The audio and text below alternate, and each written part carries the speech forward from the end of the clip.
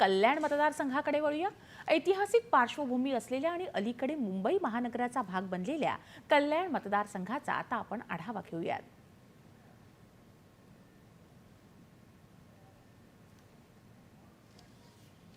ठाणे जिल्ह्यात असणारा महामुंबईचाच एक भाग असलेला कल्याण लोकसभा मतदारसंघ 2009 साली मतदारसंघ पुनर्रचनेनंतर अस्तित्वात आला। यातील कल्याण आणि डोंबिवली ही ऐतिहासिक शहर असून या मतदारसंघात अंबरनाथचं प्राचीन शिवमंदिर, आयुध निर्माण कारखाना, कल्याण येथील दुर्गाडी देवी मंदिर, शहाडचं बिर्ला विठ्ठल मंदिर आदी ठिकाणं प्रसिद्ध असून उल्हासनगर ही सिंधी समाजाची वसाहतही तिथल्या उद्योगधंद्यांमुळे प्रसिद्ध पावली आहे। या मतदारसंघात असणाऱ्या अंबरनाथ आणि कल्याणपूर्व या विधानसभा मतदारसंघात शिवसेना शिंदे पक्षाचे आमदार असून डोंबिवली आणि उल्हासनगरमध्ये भाजपाचे आमदार आहेत। कल्याण ग्रामीण मतदारसंघात मनसेचा आमदार असून मुंब्रा कळवा हा मतदारसंघ राष्ट्रवादी शरदचंद्र पवार पक्षाकडे आहे।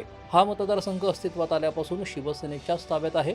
2009 साली इथून आनंद परांजपे शिवसेनेच्या तिकिटावर निवडून आले, तर 2014 साली आणि 2019 या दोन्ही वेळेला शिवसेनेच्याच तिकिटावर डॉक्टर श्रीकांत शिंदे निवडून आले आहेत। शिवसेनेतल्या फाटाफुटीनंतर श्रीकांत शिंदे पुन्हा शिवसेना पक्षाच्या तिकिटावर उभे असून त्यांच्यासमोर शिवसेना ठाकरे पक्षाच्या वतीनं वैशाली दरेकर रिंगणामध्ये उतरल्या आहेत। यापूर्वी वैशाली दरेकर मनसेमध्ये होत्या। या मतदारसंघात उपनगरीय रेल्वे वाहतुकीची मोठी समस्या असून मुंब्रा, कळवा, दिवा, कोपर आदी शहरांमध्ये प्रचंड प्रमाणात लोकसंख्येची भर पडल्यानं उपनगरीय रेल्वे वाहतुकीवर मोठा ताण आला आहे। यामुळे उपनगरीय गाड्यांचं वेळापत्रक कायमच बिघडलेलं असतं। त्याचा परिणाम नोकर वर्गावरती मोठ्या प्रमाणावर होताना दिसतो।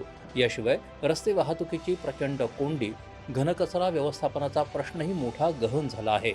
अनधिकृत बांधकामामुळे उल्हासनगर तसंच कल्याण डोंबिवली कायमच चर्चेत असून हा प्रश्न कधी मार्गी लागेल याबाबत अनिश्चितता आहे।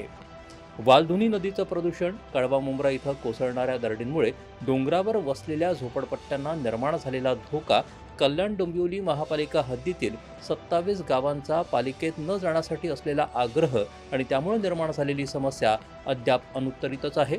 मनसेमधून 2009 साली लोकसभा निवडणूक लढवून चांगली मतं घेणाऱ्या वैशाली दरेकर यावेळी 2 वेळा खासदार असलेल्या डॉक्टर श्रीकांत शिंदे यांच्यावर मात करतात की पुन्हा निवडून येऊन डॉक्टर शिंदे हॅट्रिक करतात ते 4 जूनला स्पष्ट होईल।